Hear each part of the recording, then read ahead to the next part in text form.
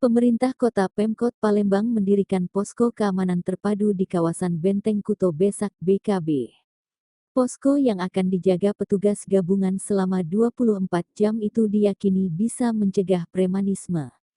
Petugas dikoordinasikan suasana di Benteng Kuto Besak BKB Kota Palembang saat menjelang malam dengan organisasi perangkat daerah OPD terkait seperti Satpol PP, Dinas Perhubungan, dan unsur TNI Polri, ujar Pecuako Palembang, Ratu Dewa, melalui siaran pers yang diterima Selasa, 21/11.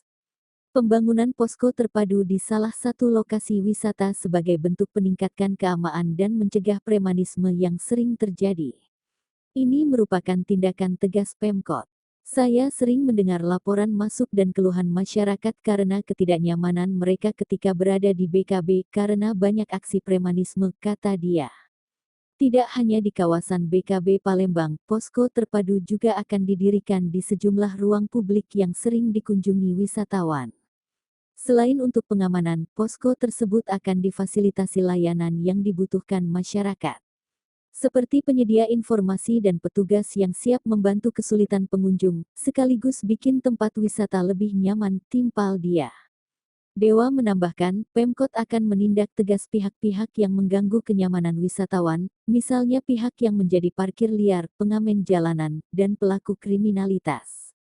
Pemkot telah memberi ultimatum kepada pihak-pihak yang terbukti melakukan pelanggaran, seperti pungli dan pemalakan. Kami memastikan kenyamanan dan keamanan wisatawan atau masyarakat yang berkunjung, jelas dia.